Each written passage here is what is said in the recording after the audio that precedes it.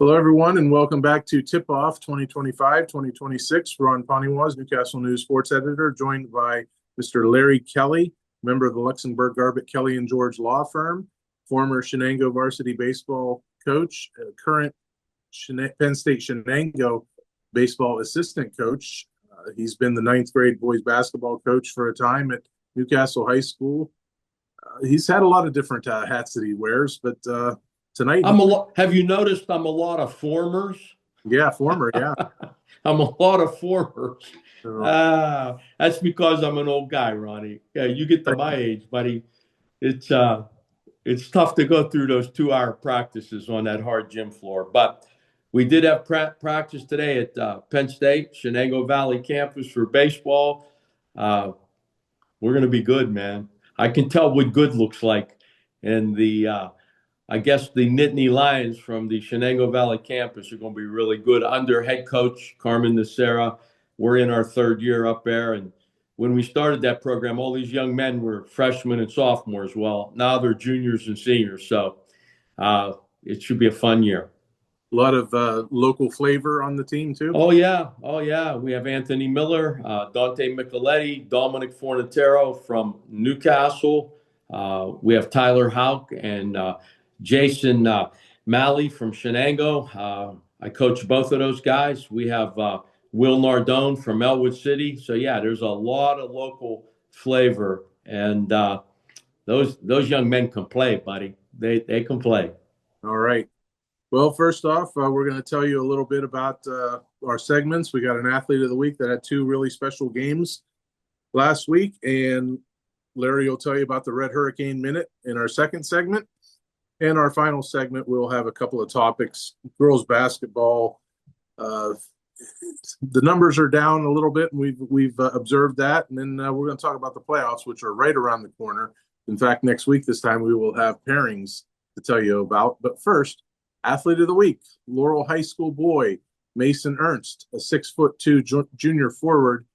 Last week, Mason had 26 points in a 77-50 win over Rochester. And he backed that up with 25 more points in a 58-50 win over Southside Beaver for the Spartans in two very consistent performances. Hey, 51 points in 2 games. Now, I've never seen the young man play in person, but look at in the box scores. What I like about this guy, he gets his points the old-fashioned way, 2 at a time. In his game against when he had 25 for Laurel in their victory against, I believe, Southside Beaver, he had 12 two-point field goals, was 1 for 4 from the line, and scored 25 points. You don't see that too much anymore, Ronnie. You don't see guys going into the paint, getting dirty, man, banging, and earning their points the old-fashioned way. Anymore, high school basketball is a 3-point shooting contest. Normally, the guys that get the most points are the guys that put up and make the most threes. But I guess I could say Mason Ernst, my man's old school. That's old school, getting 25 and doing it 2 points at a time. Yeah, an one type of a player. Absolutely. Absolutely. Going in the paint, man, and banging and getting it 2 points at a time. I'm telling you, you don't see that too much anymore. And he's a throwback.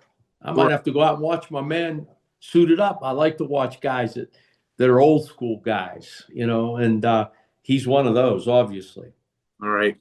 Laurel has, as of Tuesday night, when we film this, an 8-4 section record and 13-7 overall, 8-4 in Section 4 2A action.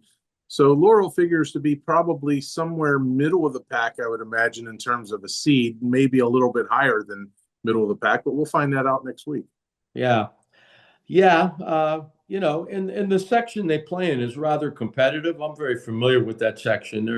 There's a lot of rivalries. The schools tend to be closely put together, and they've known each other for a long time. The coaches know each other. The coaches know each other's tendencies, and that makes for competitive basketball. And, he scored 51 points in 2 competitive games. It's one thing to put up 25 in a blowout. It's another thing to put up 25 in a competitive game. And, the game against Southside Beaver certainly was a competitive game, 58-50. And my man had almost half the points for Laurel. That's impressive. All right. Very good. So Mason Ernst, the 6'2" junior forward for Laurel High School, is our athlete of the week for his 26 points and 25-point effort last week. Don't go away, because Larry's going to tell you all about the state of the Newcastle High boys basketball program. We'll do that next here on Tip Off. We all know there's an advantage to being the home team, to playing at home. And at LGKG, we have been your home team for over 90 years. We're more than just a law firm. We're your friends, your neighbors, an advocate when life takes an unexpected turn. We're not just lawyers that practice law. We live in this community, just like you. When you need us most, we're at our best.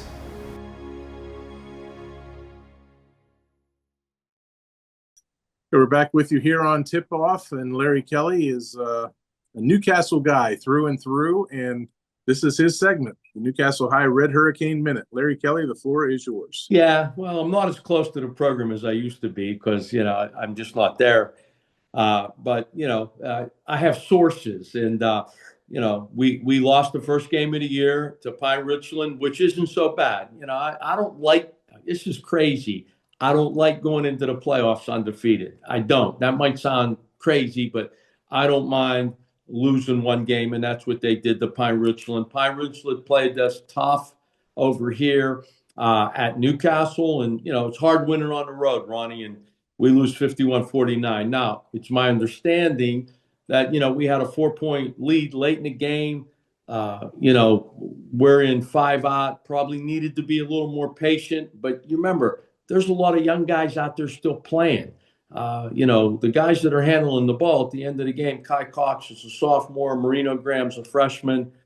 Apparently, maybe we should have been holding on to the ball. We didn't. We took a shot.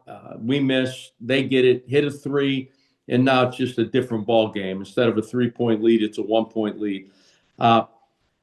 And listen, I got to tip my hat to Pine Richland. They held Kai Cox to 9 points, and apparently he only had 3 in the first half. He scored 6 in the fourth quarter, which doesn't surprise me because the guy's a player. But if you can keep him under double figures, you got a pretty good chance of beating Newcastle.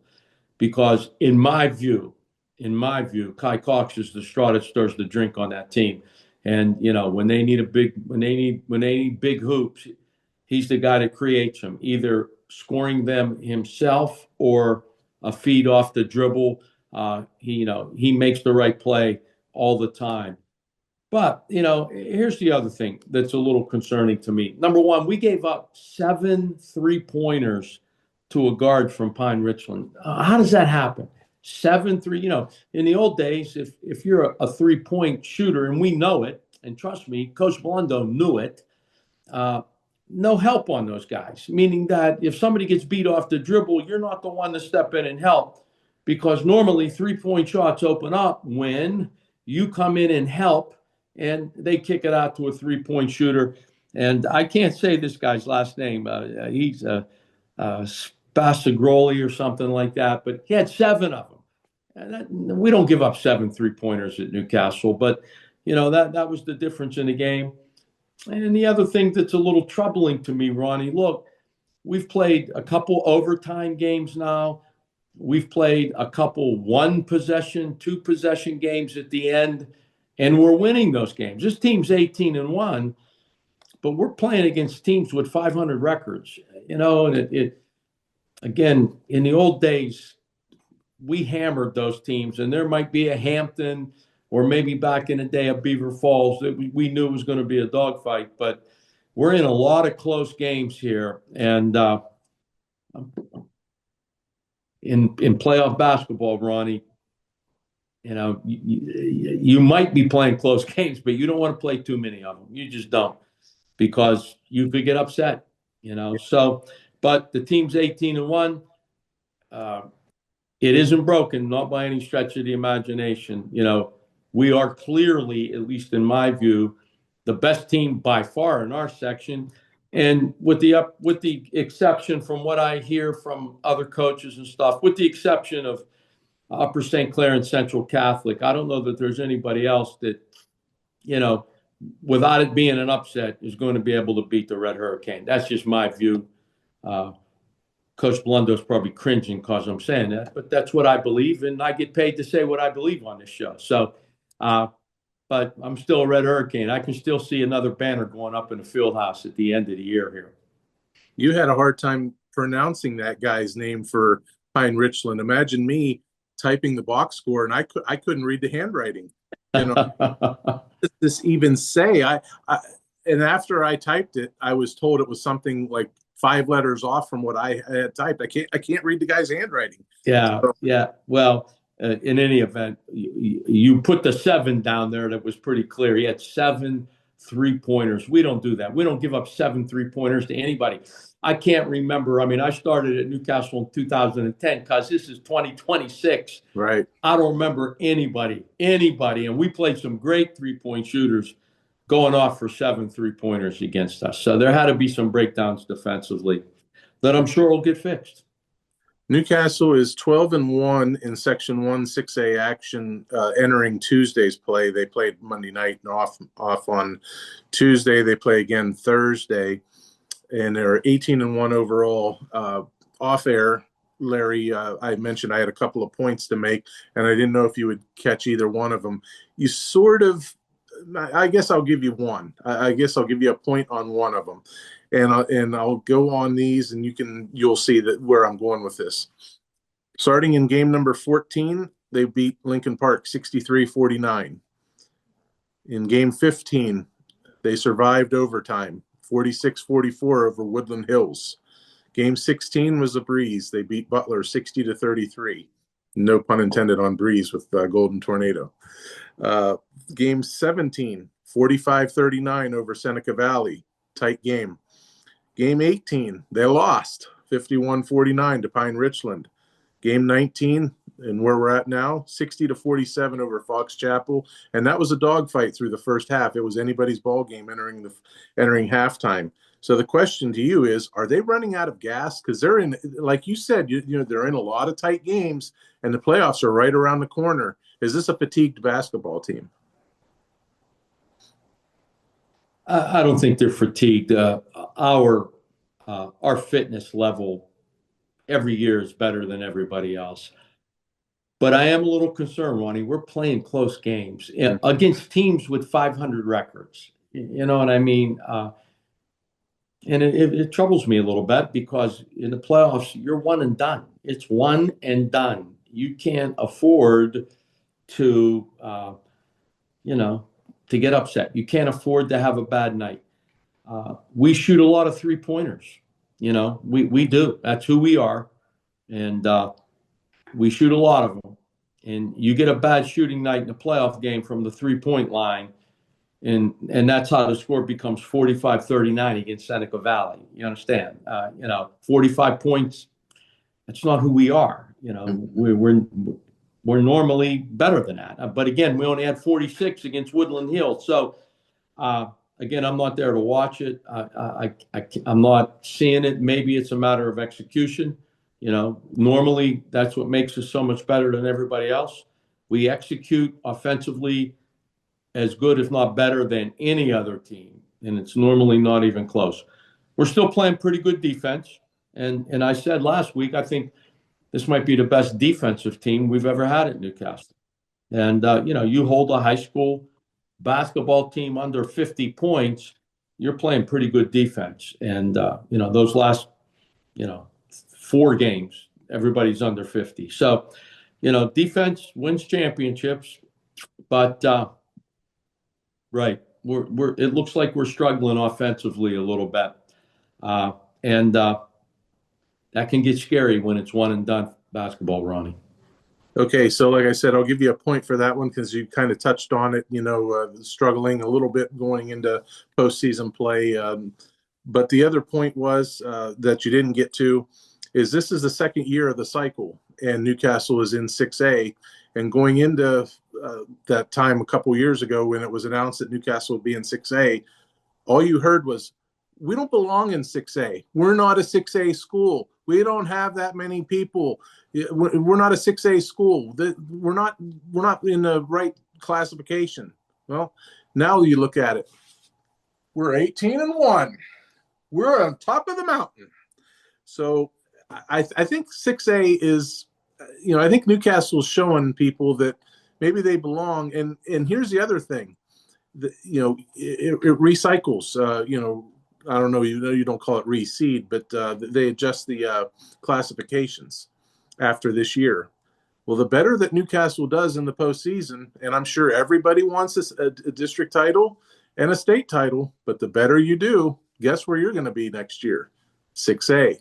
So well, we're not going to be in 6A. Now, we were in 6A, Ronnie, because they considered us to have a couple of transfers. If you remember, the two brothers that went to Kennedy Catholic,